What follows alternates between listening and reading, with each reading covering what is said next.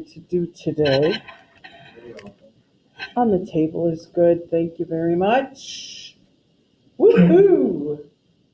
So I have a couple of things I want to do today. One of them is to remind you of something like this: 2x y third z squared and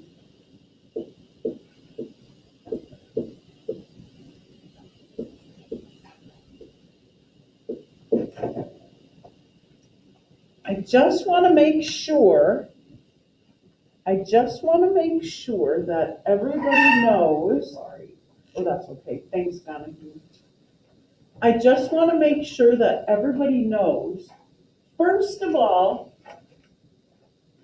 if you have a letter or a number, if you have a 5, if you have an X, if you have an A, if we don't write an exponent on it, what do you assume the exponent is?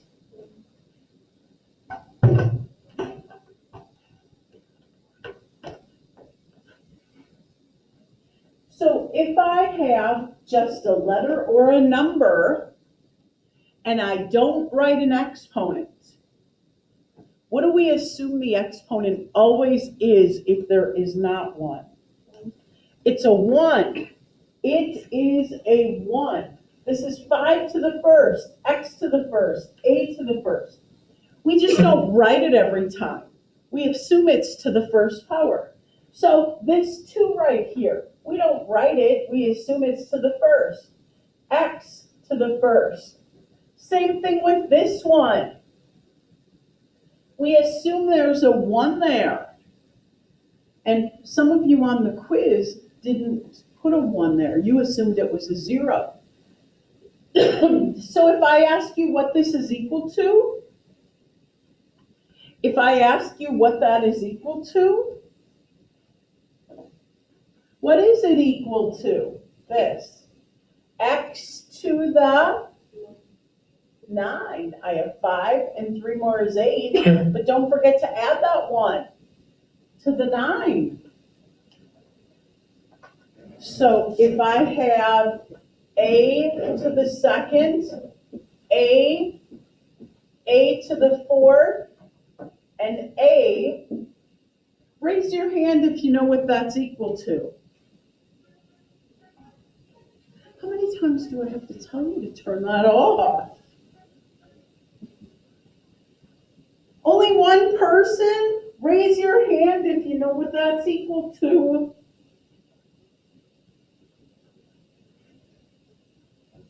That's equal to a to the what? Everybody all together. Everybody all together, loud enough for Mrs. Fisher to hear. Oh, very good. Because you assume this is a 1. This is a 1. So a to the 8th. I didn't hear you guys. You're probably still sleeping. So that was the first thing. Then the other thing is greatest common factor. We did greatest common factor the other day, right? Remember that? With the factor trees? Do you remember that? So if I asked you to find the greatest common factor of these, 72 and, now I forgot, 72 and 120. If I asked you to find the greatest common factor of 72 and 120, you could do that, right? You start by making the factor trees. Let's start by making the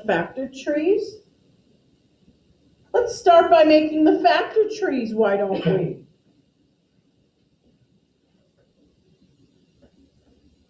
So 72, there's a lot of ways you could factor 72, right? 72? What do you have? Could be 2 and 36, could be 8 times 9 is 72. I think 24 goes in there. What do you want to use? Audra, what do you want to use? 9 and 8. 9 and 8. She says 9 and 8. Is 9 prime? No. 9 is 3 times 3, right? Is 3 prime? Yes, it is. So we shall circle. Is 8 prime? No. What's 8 equal to? 4 times 2. Well, 2 is prime, but 4 is not. What is 4? 2 and 2. So we're good there. Now 120. What goes into 120? Well, it ends in a 0. What has to go into it if it ends in a 0? The big T word, 10 for sure, or 5.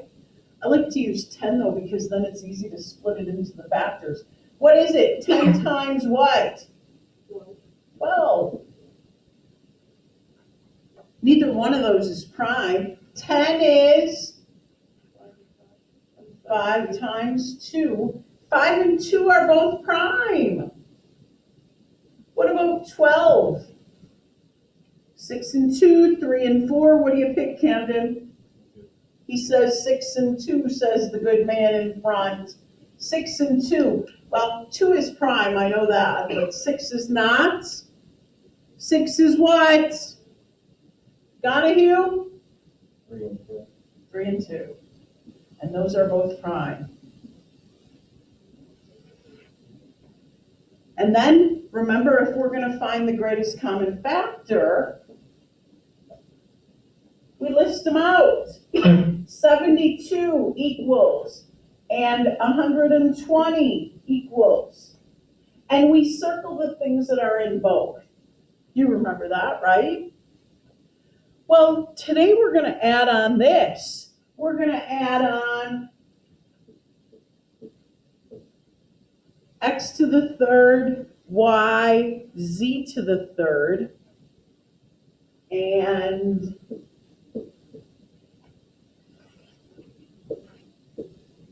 I think it said to the fifth. I don't want fifth, that's too many.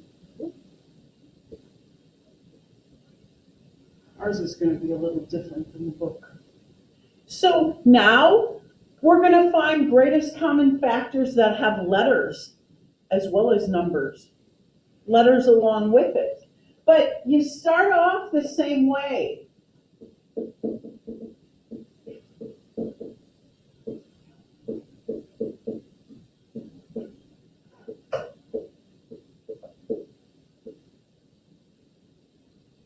You start off the same way. The number part, you make a factor tree for. You forget about the letters, and you make a factor tree for the numbers. So we did that.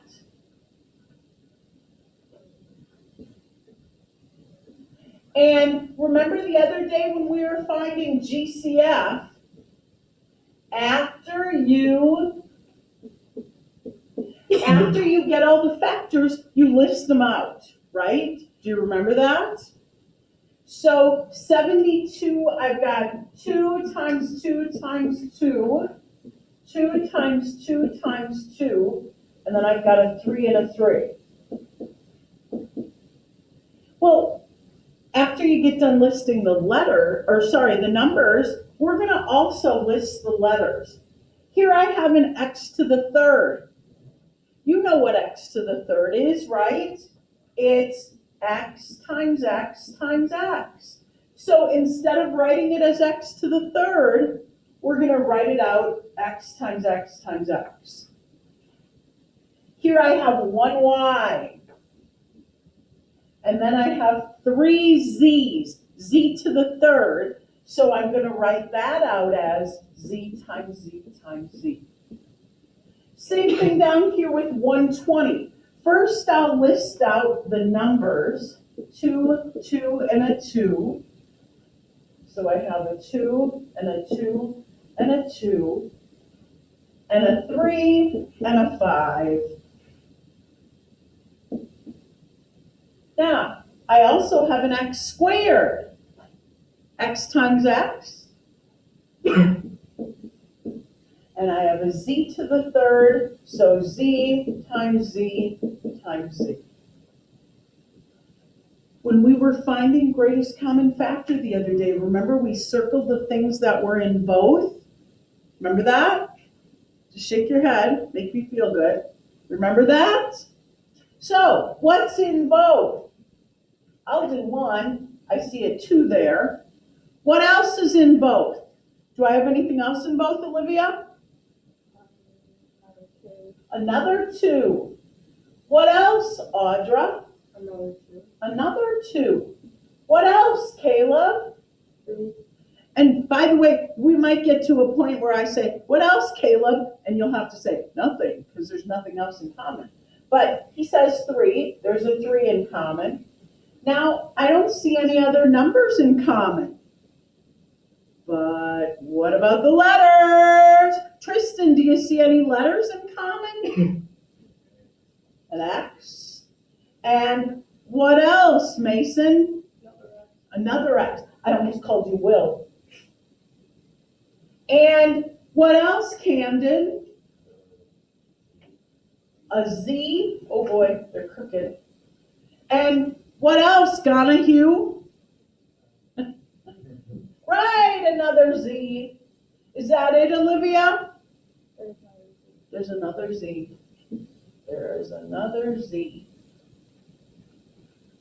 And then, I think that was it. I think we've got everything. Nothing else that's common to both. Remember, the next step was just to list greatest common factor equals and list all of these.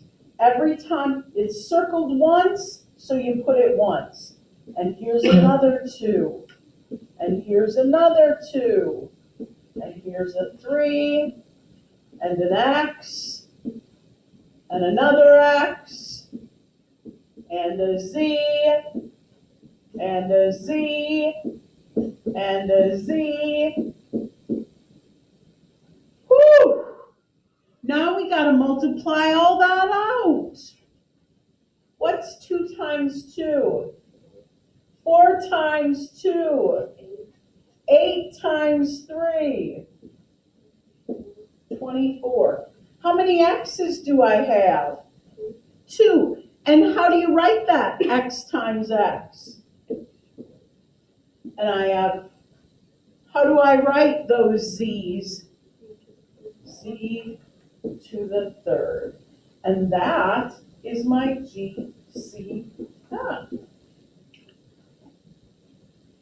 So exactly the same thing with the letters, except they're a little bit easier because you don't have to put them in your factor tree. X to the third just means X times X times X. X to the second, X times, you know, right? Does that make sense? Do you have questions on that GCF? One other thing it looks like I forgot over here. When I was talking about, oh wait. Do you have questions on the GCF? Anybody with a question on the greatest common factor with letters now? So when I was talking about that exponent, and if there's nothing there, we assume it's a 1. I forgot, I was going to do one like this. Remember, on the quiz, it was like this, and some of you forgot that the 3 goes with everything, even if there is no exponent. So we assume that's a 1, we assume it's a 1, and now that goes with everything. It goes with everything. And remember, what do you do when you have a power to a power? Do you add or multiply? These you multiply. When you have all these like bases, you add them up. When you only have one base and a couple exponents, then you multiply those. So what do I end up with? 2 to the and x to the. Now I'm going to multiply 3, z to the, right? And then, if you really want to be absolutely correct, what is 2 to the third? And please, don't tell me it's 6. I had some people on the quiz tell me it's 6, and then I went back to the back room and banged my head against the concrete wall a little bit. It's 8. 2 to the third means 2 times 2 times 2. 8. X3, Y9, Z6.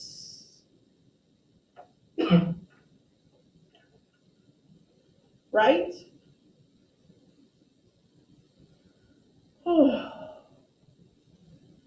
Do you have questions on that part?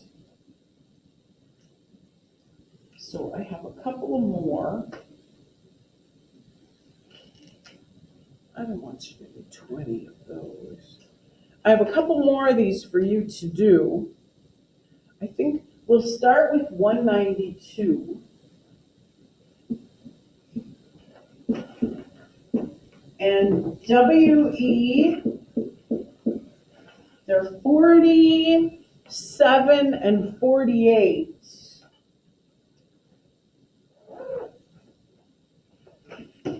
This looks like it's going to be a lot, but if you actually look at the problem numbers,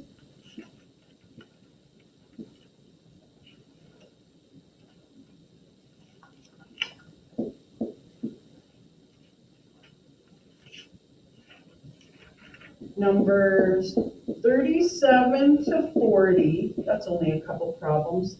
60 to 63, that's only a couple. And then 66.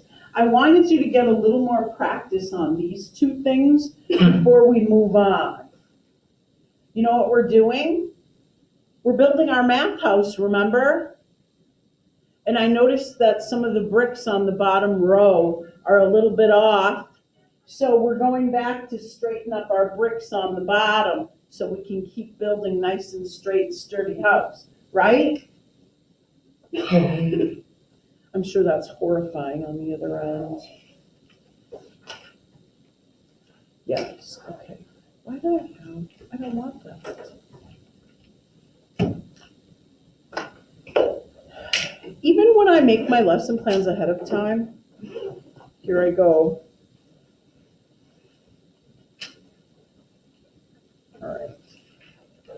All right. We're good.